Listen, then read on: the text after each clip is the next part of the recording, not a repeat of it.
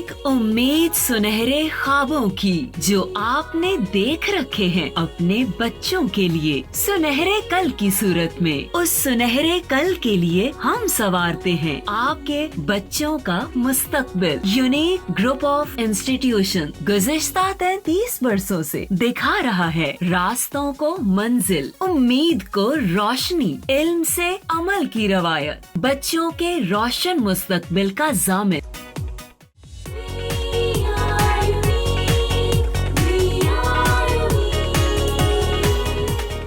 बिस्मिल्लाहिर्रहमानिर्रहीम। My name is Sobia Amin. 9th class के online lecture series के नेक्स्ट लेक्चर के साथ आज हमारा लेक्चर नंबर है बेटा 53। चैप्टर नंबर 4 हम लोग पढ़ रहे हैं। अगर मैं थोड़ा सा आप लोगों को पीछे से रिव्यू करा दूं, हमने अपने लास्ट कुछ लेक्चर्स में बेटा पढ़ा है टॉर्क के बारे में, फिर टॉर्क के फैक्टर्स क्या होते हैं, टॉर्क किस तरह इंक्रीज़ किया जा सकता है, टॉर्क का यूनिट क्या होता है। थोड़ा सा अगर हम उसको रीन्यू करें तो आपने अगर वो लेक्चर्स लिए हैं और आपने उनको लर्न भी किया है तो आपको पता होगा कि फोर्स की वजह से अगर किसी बॉडी में रोटेशन प्रोड्यूस हो जाती है तो rotational effect produce by the force is called the torque. और टॉर्क के लिए हमने जो फॉर्मूला पढ़ा वो क्या है, force multiply bye moment arm. T stand for the torque and F is the force, जो हम फोर्स अप्लाई कर रहे हैं, और L क्या होगा, this is the moment arm. और मोमेंट आर्म क्या होता है बेटा, it is the perpendicular distance between axis of rotation and line of action of force is called the moment arm. यानी जब भी टॉर्क प्रोड्यूस होता है, आपको पता है अगर हमने स्पैनर की एग्जांपल ली थी ना बेटा, तो जहाँ पे हम नट को टाइट कर रहे हैं, this is the axis of rotation, और जिस जगह से हम फोर्स अप्लाई कर रहे हैं this is called the line of action of force. और axis of rotation and line of action of force के बीच में ये जो परपेंडिकुलर डिस्टेंस होता है that is called the moment arm.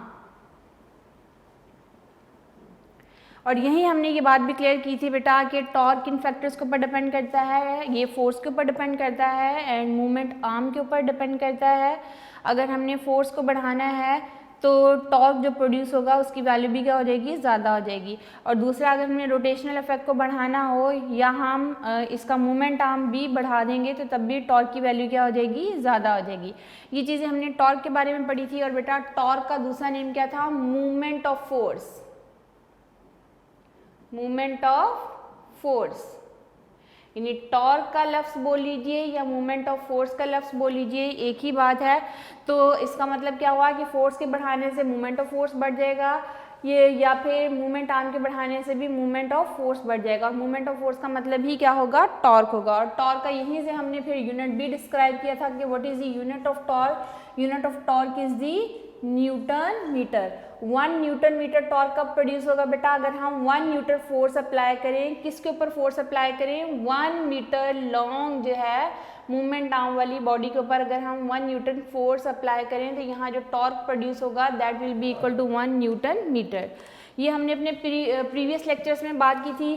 फिर बेटा हमने कपल के बारे में बात की कि कपल क्या है और कपल की वजह से जो टॉर्क प्रोड्यूस होता है उसका फॉर्मूला हमने बाकायदा डिराइव किया था।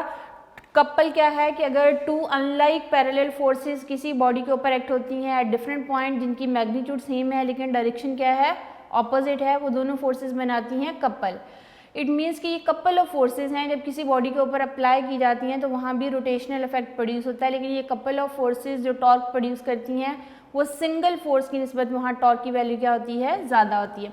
तो वहाँ हमने बाकायदा बेटा कपल की वजह से जो टॉर्क प्रोड्यूस होता है उसका फॉर्मूला क्या डिराइव किया था, टॉर्क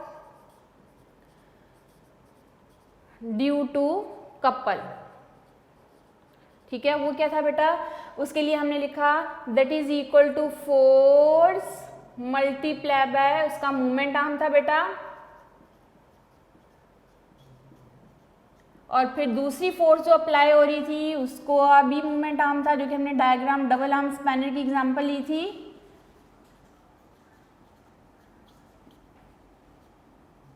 तो अगर आपको थोड़ा सा वो याद हो कि वो जो डबल आर्म स्पैनर की हमने एग्जांपल ली थी उसमें हमने कहा कि एक गाड़ी के टायर का नट जो है वो टाइट करने के लिए या ओपन करने के लिए या हम डबल आर्म स्पैनर यूज़ करते हैं।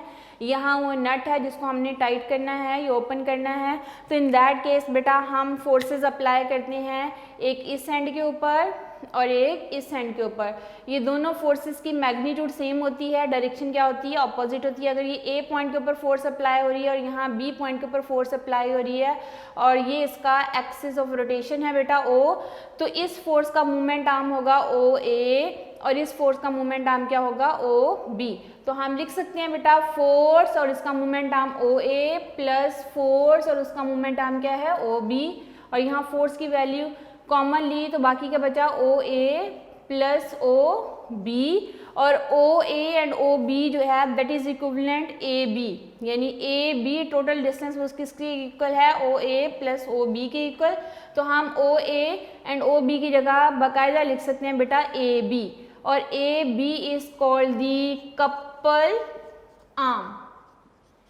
ये हमारे पास ये फोर्स है और ए बी क्या है कपल आर्म। और कपल आर्म क्या होता है बेटा, it is a perpendicular distance between two forces that makes a couple, यानी ये दो फोर्सेस के बीच में जो परपेंडिकुलर डिस्टेंस होता है, ये दोनों फोर्सेस कपल बना रही होती है ना, तो इस वजह से इनके बीच में जो परपेंडिकुलर डिस्टेंस होता है that is called the couple arm.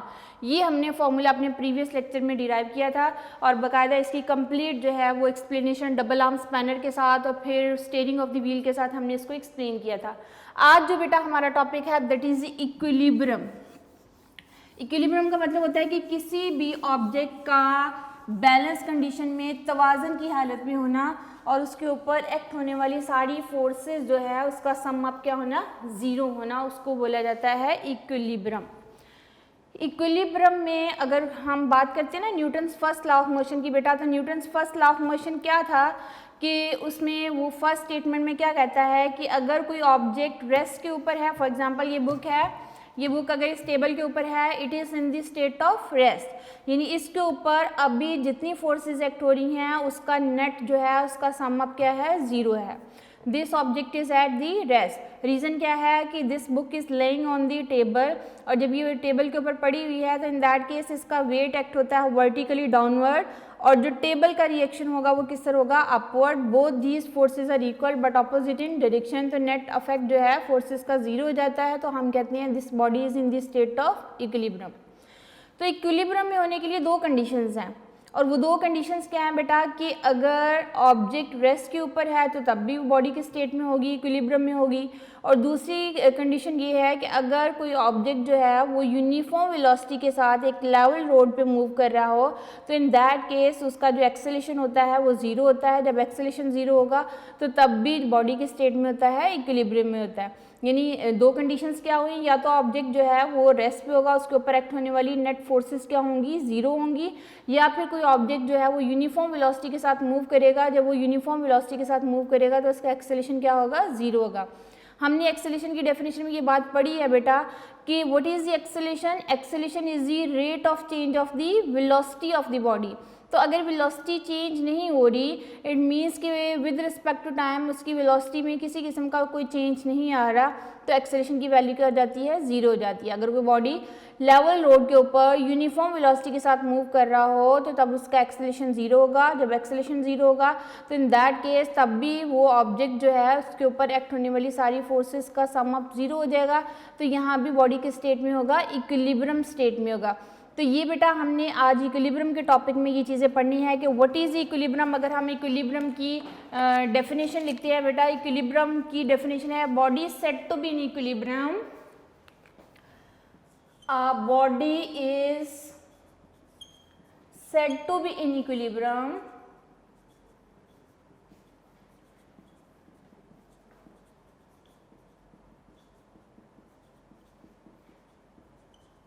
if no net force, if no net force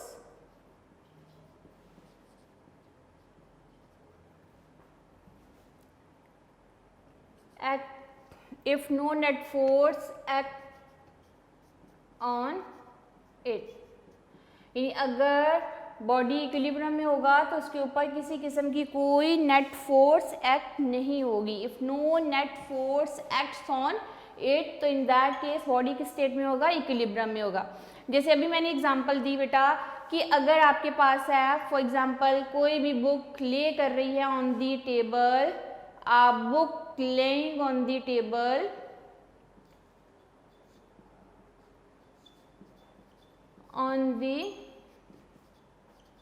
table, is in the state of equilibrium,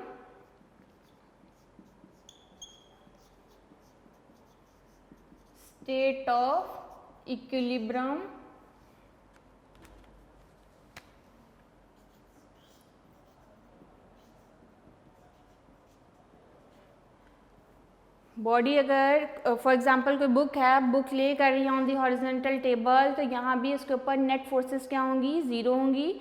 जब वो net forces equal to zero होंगी तो इन दैट केस बॉडी के state में होगा, equilibrium में होगा।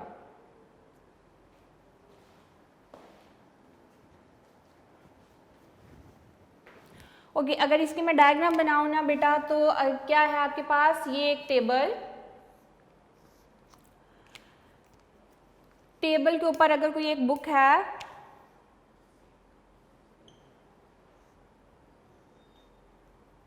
For example ये एक बुक है मेरे पास, ये मैंने इस टेबल के ऊपर जो है वो रख दी है। इस बुक का जो वेट होगा ना बेटा, weight will act vertically downward, और रिएक्शन यानी हर एक एक्शन का एक रिएक्शन होगा। तो रिएक्शन क्या होगा बेटा, टेबल का रिएक्शन होगा, और रिएक्शन को हम नॉर्मल रिएक्शन भी कहते हैं। तो वेट एंड रिएक्शन जो है वो एक दूसरे के इफेक्ट को कैंसिल आउट करेंगे। तो इन दैट केस ये बुक जो है वो किस स्टेट में होगी, इन इक्विलिब्रियम होगी।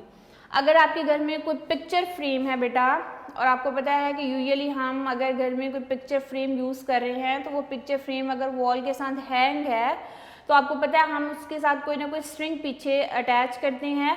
और यहाँ फॉर एग्जांपल एक नेल है, मैंने इस पिक्चर फ्रेम को हैंग करना है, तो मैं एक जो है स्ट्रिंग के ज़रिए से मैं इस नेल के ऊपर से गुजार दूँगी, कि हुक्स के साथ इसको जो है वो बांध दिया जाएगा। ये मेरे पास एक पिक्चर फ्रेम है, मैंने इसको हैंग किया, तो इन दैट केस जो है बेटा हमारे पास ये पिक्चर फ्रेम इस नेल के ज़रिए से अगर हैंग है, तो यहाँ भी इसके ऊपर एक्ट होने वाली नेट फोर्सेस क्या होंगी, ज़ीरो होंगी। कैसे ज़ीरो होंगी, वेट इस पिक्चर फ्रेम का किधर एक्ट होगा, वर्टिकली डाउनवर्ड।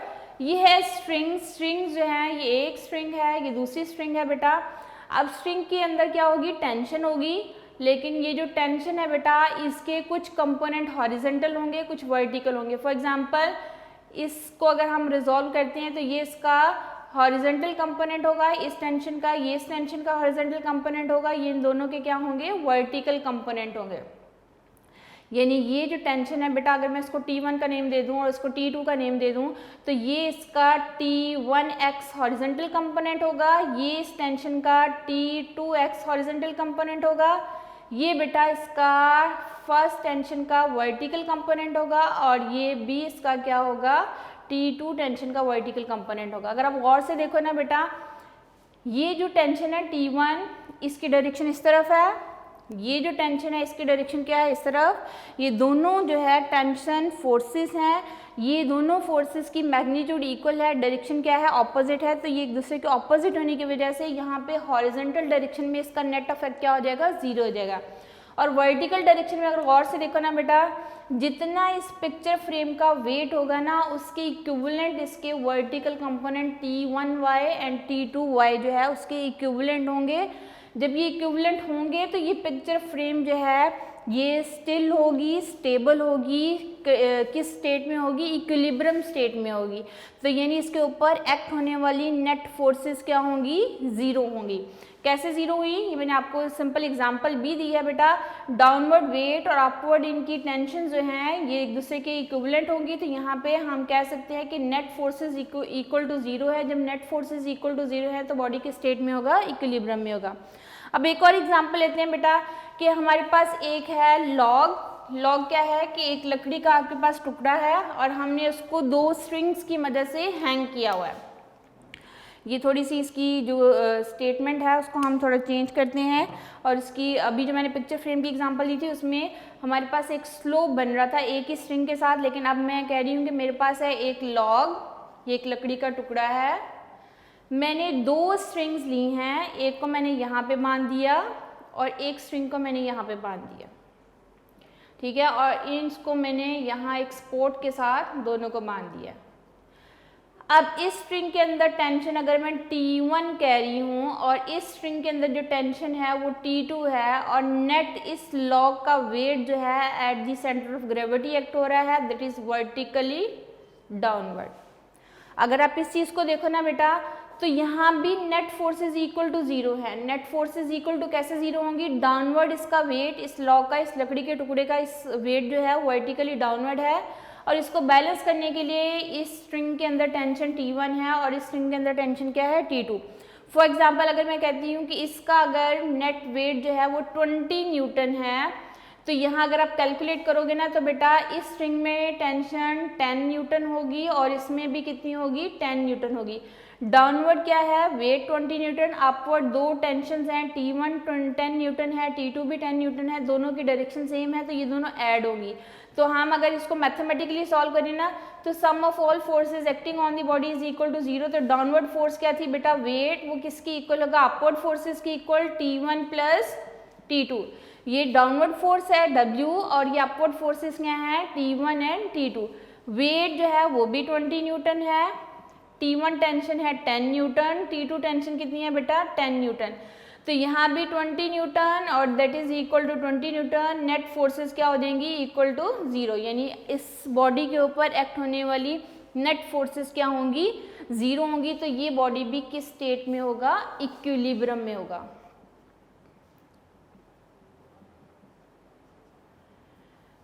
तो यहाँ ये लॉग भी किस स्टेट में है, इक्विलिब्रियम में है। घर में कोई पिक्चर फ्रेम अगर हमने स्ट्रिंग की मदद से हैंग किया हुआ है वो भी किस स्टेट में है, इक्विलिब्रियम में है। एक book laying on the table वो भी किस स्टेट में है, इक्विलिब्रियम में है।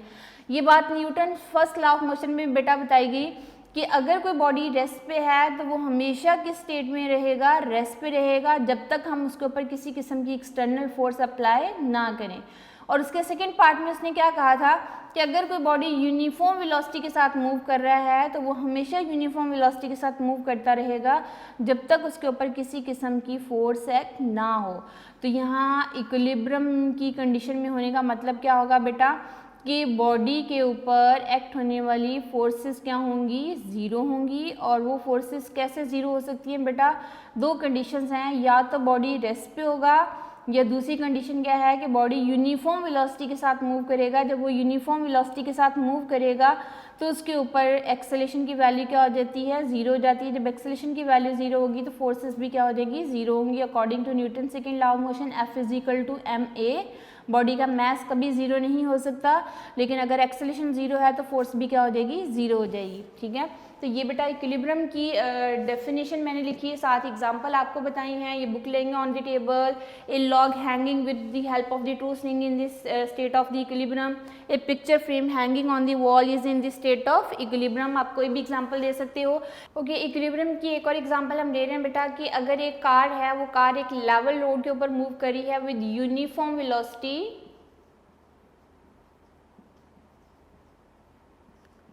यूनिफॉर्म वेलोसिटी से मूव कर रही हो तो तब भी बेटा इसका एक्सेलेरेशन 0 होता है। जब एक्सेलेरेशन 0 होगा तो according to Newton second law of motion F is equal to ma।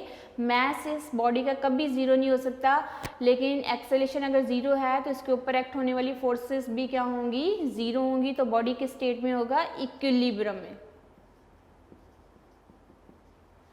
ठीक है, तो वो हम कह सकते हैं कि बॉडी कब इक्विलिब्रियम में होगा, अगर उसके ऊपर एक्ट होने वाली नेट फोर्सेस क्या हों, 0 हों, रिजल्टेंट फोर्सेस क्या हों, 0 हों, तो बॉडी किस स्टेट में होगा, इक्विलिब्रियम में होगा।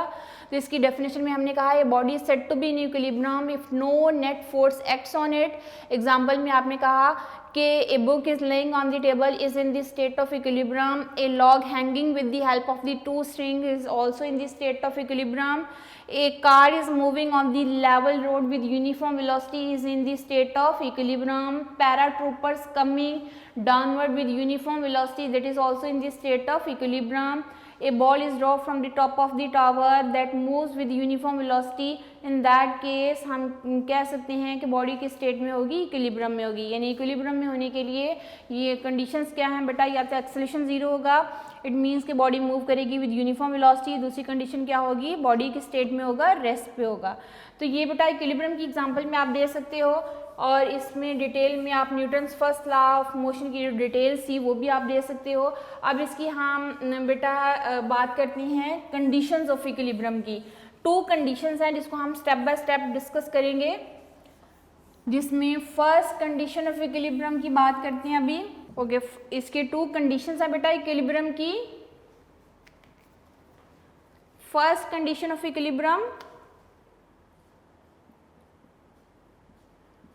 first condition of equilibrium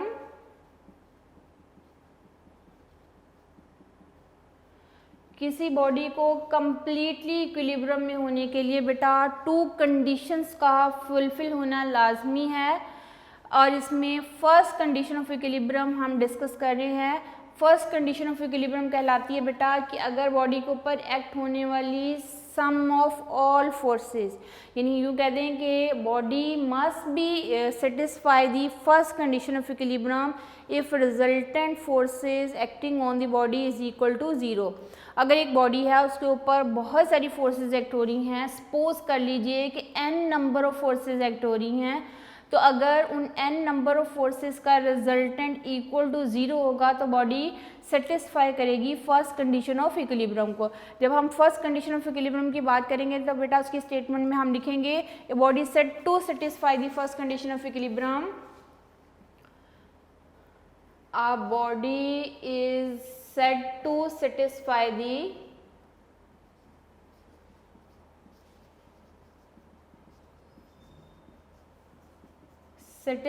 the first condition of equilibrium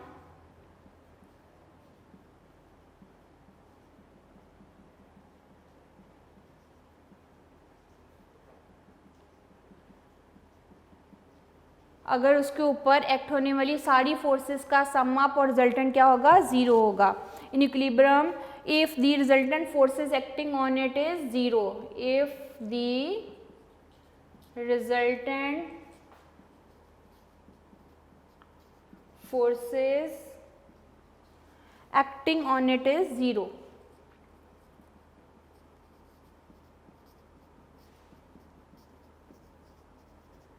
यानी जितनी फोर्सेस हैं उनका रिजल्टेंट क्या होगा, 0 होगा। तो हम कहते हैं कि बॉडी कौन सी कंडीशन को फुलफिल कर रहा है, फर्स्ट कंडीशन ऑफ इक्विलिब्रियम को। तो अब अगर एक ऑब्जेक्ट है, फॉर एग्जांपल अगर मैं इसकी डायग्राम किसी भी ऑब्जेक्ट की ड्रॉ करूं, ये मेरे पास एक ब्लॉक है, उसके ऊपर बहुत सारी फोर्सेस एक्ट हो रही हैं, ये F1 फोर्स है, फिर हमने इसके ऊपर एक और फोर्स लगाई F2 फोर्स है, यहाँ लगाई दैट इज़ ये F3 फोर्स है, एक और फोर्स अप्लाई हो रही है F4 है, यहाँ F5 है। यानी एक इसके ऊपर बहुत सारी फोर्सेस एक्ट हो रही हैं, n नंबर ऑफ, अगर मैं कह दूँ फोर्सेस इसके ऊपर एक्ट हो रही हैं, तो इन n नंबर ऑफ फोर्सेस का सम अप क्या होना चाहिए, 0 होना चाहिए। अगर इसका सम अप रिजल्टेंट 0 होगा तो बॉडी सेटिस्फाई करेगा कौन सी कंडीशन को, फर्स्ट कंडीशन ऑफ इक्विलिब्रियम को। तो अब इसी चीज़ को अगर हम मैथमेटिकली लिखेंगे ना बेटा कि body is said to satisfy the first condition of equilibrium if the resultant forces acting on the body, on it का मतलब क्या होगा बेटा, on the body is equal to 0। तो इसके लिए मैथमेटिकली हम लिख सकते हैं बेटा F1 plus F2 plus F3 up to so on. मैंने कहा कितनी फोर्सेस एक्ट हो रही हैं, n नंबर ऑफ फोर्सेस हैं, तो उसका सम अप क्या होगा, 0 होगा। तो तब ये कौन सी कंडीशन को सेटिस्फाई करेगा, फर्स्ट कंडीशन को। मैथमेटिकली इसको हमने सेम स्टेटमेंट को मैथमेटिकली हमने ऐसे लिखा। अब इसको मज़ीद जो है हम कम्प्रीहेंसिव फॉर्म में बेटा कैसे लिख सकते हैं, समेशन, ये सिग्मा साइन है, ये बेटा ग्रीक लेटर सिग्मा, इसको पढ़ना क्या है आपने, सिग्मा। सिग्मा का मतलब क्या होगा, सुमेशन। सुमेशन का मतलब होगा सम ऑफ ऑल फोर्सेस। तो summation F n is equal to 0। n का मतलब क्या होगा, n is equal to 1 2 3 up to n। n number है और वो शो करेगा बेटा अप टू n जो है उस फोर्सेस को। तो यहाँ हम कह सकते हैं sum of all forces acting on the body is equal to 0, then body should satisfy the first condition of equilibrium.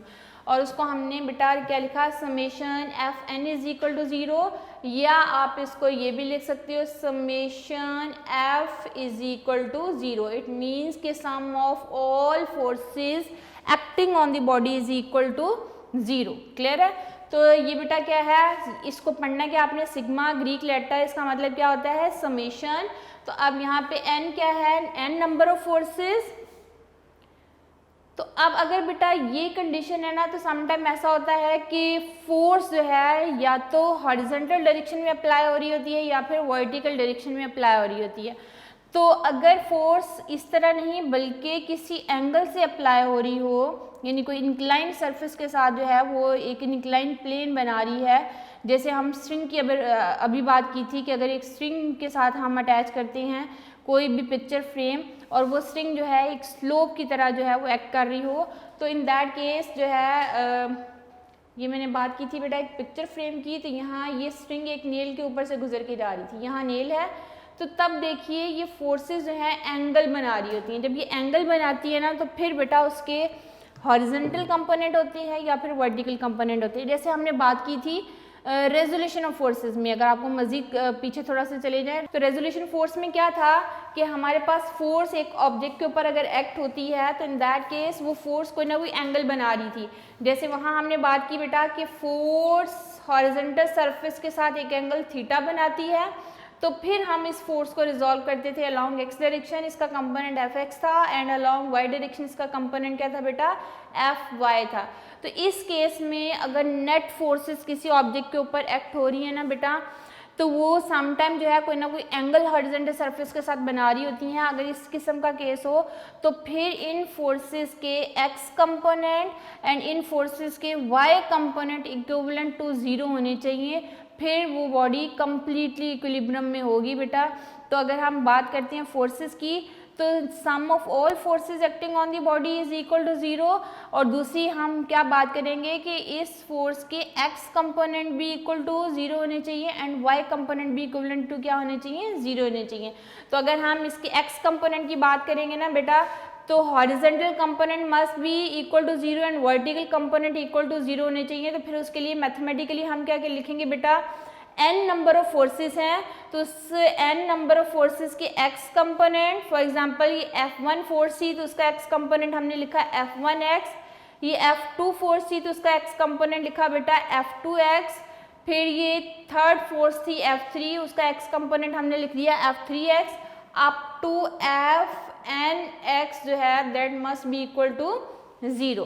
तो इसी को शॉर्ट फॉर्म में हम कैसे लिख सकते हैं, summation F X is equal to 0। It means के sum of all X component of the force must be equal to 0। Clear हुई बात बच्चों?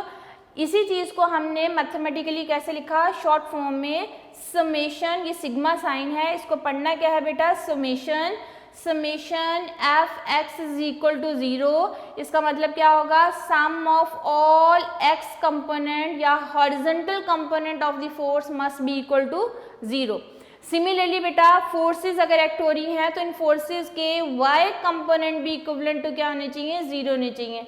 For example n number of forces है, ये मैंने लिखा है F1y, ये फर्स्ट फोर्स का y कंपोनेंट है, ये सेकेंड फोर्स का y कंपोनेंट है, ये बेटा थर्ड फोर्स का y कंपोनेंट लिखा, up to Fny must be equal to 0। और इसी को शॉर्ट फॉर्म में आप क्या लिखोगे, summation Fy is equal to 0। और इसका मतलब क्या होगा, sum of all vertical component या y component of the force must be equal to 0। x component कौन सा होता है बेटा, horizontal component, and y component कौन से होते हैं, वर्टिकल कंपोनेंट। तो sum of all horizontal component of forces must be equal to 0।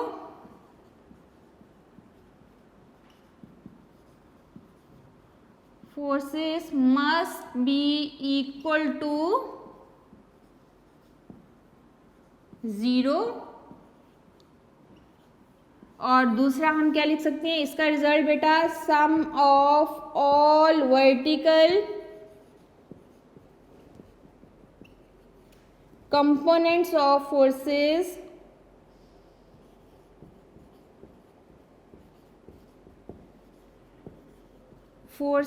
Must be equal to 0।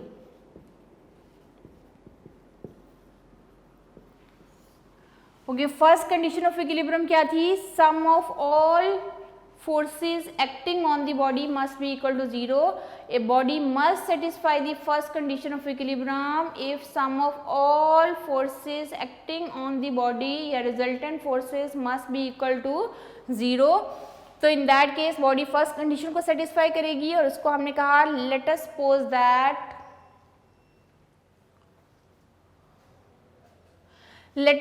that consider a body on which n number of forces are acting, and n number of forces are F1, F2, F3 up to Fn.